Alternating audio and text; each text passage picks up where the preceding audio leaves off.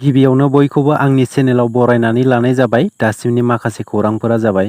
दासान्दि बिटिआर गोरोबथाखौ सावनो ओंखारग्रा अमर सिंह ब्रह्मआ सनितपुर आरो बिश्वनाथ जिल्लानि थागिबि रायजोफोरनिफ्राय गोख्रों फिनजाथायखौ मोनगासिनो। अमर सिंह ब्रह्मआ बड'लेण्ड सोमावसारनायाव फेरलेबसेबो बिहोमा गैयै सुबुं आरो बिटिआर गोरोबथाखौ सावनो ओंखारग्रा रोजा रोजा बर' सुबुंफोरनि मुंख्लं जानायाव मोननो हानाय बिटिआर गोरोबथाखौ सावनो ओंखारग्रा अमर सिंह ब्रह्मनि सायाव सनितपुर जिल्लानि रायजो राजाफोरा गोख्रों बाथ्रा बुंथिनायखौ नुनो मोनगासिनो। सनितपुर आरो बिश्वनाथ जिल्लानि थागिबि सुबुंफोरा दिनै अमर सिंह ब्रह्मनि सायाव गोख्रों सोंथि खालामदों आरो अमर सिंह ब्रह्मआ जानला मोनला बाथ्रा बुंनायनिफ्राय जानगाराव थानो खावलायदों। सिगांनि समाव बिएसि आरो बिटिसि गोरोबथा जालांबाय। बै समाव अमर सिंह ब्रह्मआ बहा थैना दङमोन? बिथाङा बै समाव मानो दावराव खालामनो हायाखै? अमर सिंह ब्रह्मआ सनितपुर आरो बिश्वनाथखौ बिटिआरआव हाबजानो बादों नामा? सनितपुर आरो बिश्वनाथआ बिटिआरआव हाबनायाव अमर सिंह ब्रह्मआ माबाफोर खहा जादों नामा? अमर सिंह ब्रह्मआ सनितपुर आरो बिश्वनाथखौ बिटिआरआव हाबनायखौ साबजानाय मोनाखैब्ला बिटिआरखौ गारनानै गुबुन जायगायाव थांनो नांगौ। बिथाङा बिटिआरआव थानो मोना। बैफोर गोख्रों बाथ्राखौ बुंदों सनितपुर जिल्लानि रायजो राजाफोरा। बड'फा इउएन ब्रह्मनि सिमांखौ जाफुंसारहोनो बिटिआर सरकारा बड'फा इउएन ब्रह्म सुपार 50 मिशन लानायनि गेजेरजों थांनाय माखासे सान सिगां सुपार 50 मिशन इन्ट्रेन्स एग्जाम लानायनि गेजेरजों सा 50 रोंगौथि गोनां फरायसाफोरखौ इउपिएससि, एपिएससि, डक्टर, इन्जिनियारिं फरायनो खाबु होनाय जादों आरो बे रोंगौथि गोनां फरायसाफोरखौ बिटिआर सरकारा सासे मोजां सुबुं सम्पद सोरजिनो थाखाय फारफ्रोमबो बिथिंनिफ्राय बेसेन होनाङालासे सोलोंथाइ लानो गुबुन रायजोआव दैथायहरदों।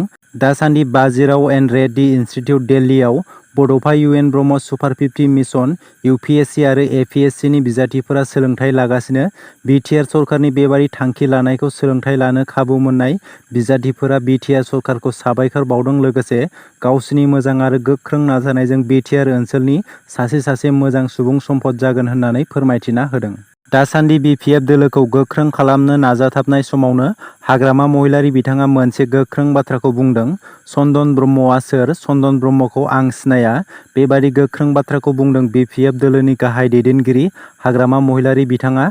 नैथि खेबनि थाखाय आसामनि मन्थ्रि जानाय चन्दन ब्रह्म बिथांखौ मानो सिनायला हाग्रामा महिलारि बिथाङा? थारैनो चन्दन ब्रह्म आरो हाग्रामा महिलारि बिथांनि गेजेराव मा जामारदों बेखौ मिथिनो मोनथ'वाखै। हाग्रामा महिलारि बिथाङा चन्दन ब्रह्मखौ मा जाहोननि थाखाय सिनायला? जाय समाव बिपिएफ दोलोखौ गोख्रों खालामनाय आरो गोलाव सम लाखिनायाव बारग' मन्थ्रि चन्दन ब्रह्म बिथाङा गोबां बिहोमा होबोदों। नाथाय लकसभा बिसायख'थिया खाथियाव सफैनाय समावनो चन्दन ब्रह्म बिथांखौ गोनांथि गैयै राव बाहायदों हाग्रामा महिलारि बिथाङा। थारैनो बारग' मन्थ्रि चन्दन ब्रह्म आरो हाग्रामा महिलारि बिथांनि गेजेराव मा जाथाय जादों बेखौ उननि समावसो मिथिनो हागोन। फिन आरोबाव गुबुन जायगायाव सासे बर' लाइमोननि खास्रि बिस्रियै जिउ खहा। खास्रि बिस्रियै सासे बर' लाइमोनखौ बुथारनायनि सन्देह खालामदों। जिउ गैयै थासारियाव बोखांनो हानाय बर' लाइमोननि मुङा राजा नार्जारी। क'क्राझार जिल्ला गसाइगावनि सिङाव थानाय सुरिबारि गामिनि बिफा प्रसान्त नार्जारी आरो बिमा मिका नार्जारीनि फिसाज्लामोन राजा नार्जारीया। मिथिनो मोननाय बायदिब्ला राजा नार्जारीया गुवाहाटि नोगोरमायाव थानानै खामानि मावगासिनो दङमोन। राजा नार्जारीखौ थांनाय 23 सेप्तेम्बरनिफ्रायनो गोमानानै दङमोन होननानै मिथिनो मोननाय जादों। खौरांनि बायदिब्ला राजा नार्जारीखौ जिउ गैयै थासारियाव गंसे भारा थानाय न'नि खिखरसालिनिफ्राय बोखांनो हादों। नाथाय राजा नार्जारीया मानो आरो माबोरै जिउ गोमाखो बेनि गुबै जाहोनखौ मिथिनो मोननाय जायाखै।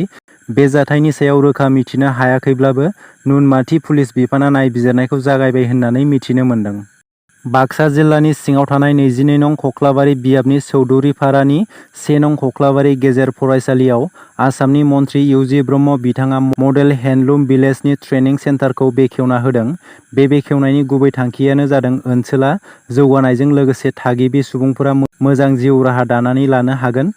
लोगोसे बे हेन्डलुम मडेल भिलेजनि ट्रेनिं सेन्टारखौ 3.5 कौटि रांजों आबुङै लुफुंनाय जागोन होननानै बिटिआरनि गाहाय मावफुं सोद्रोमा प्रमद बर' बिथाङा फोरमायना होदों। बेवहाय गासैबो हारि माहारिनि गोबां रोजा रोजा आइजोफोरा खामानि मावनो खाबु मोनगोन होननानै प्रमद बर' बिथाङा फोरमायना होबावदों। चिरां जिल्लानि रुनिकाटा रेन्जनि सिङाव थानाय लावख्रिगुरि गामियाव माखासे सान सिगां न'-बांफोरखौ इभिक्सन एबा होस्रांनाय जादोंमोन।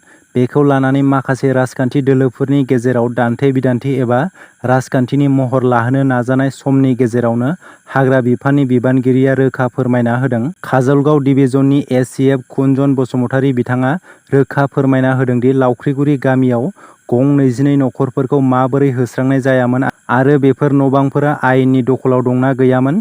2018 मायथाइयावनो लावख्रिगुरिनि थागिबि सुबुंफोरखौ थानो थाखाय हाग्रा बिफाननिफ्राय थानो मोन्थाइ होदोंमोन आरो बे मोन्थाइखौ बिथांमोना नेवसिगारनानै माखासे साननि सिगां लावख्रिगुरि ओनसोलनि सुबुंफोरा हाग्रा बिफाननिफ्राय होखानाय सिमाखौ बारनानै हाग्रा बिफाननि हायाव न' लुनानै थादोंमोन।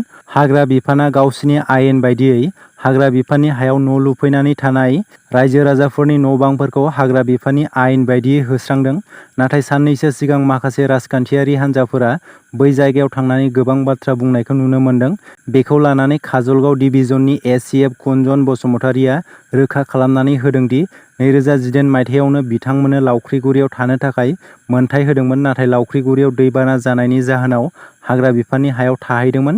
आयेन बेरेखायै हाग्रा बिफाननि हायाव थानायखौ जेबो फोरमान बिलाइ एबा नटिस होआलासे हाग्रा बिफाना होस्रांनो हायो होननानै कुनजन बसुमतारि बिथाङा फोरमायना होदों।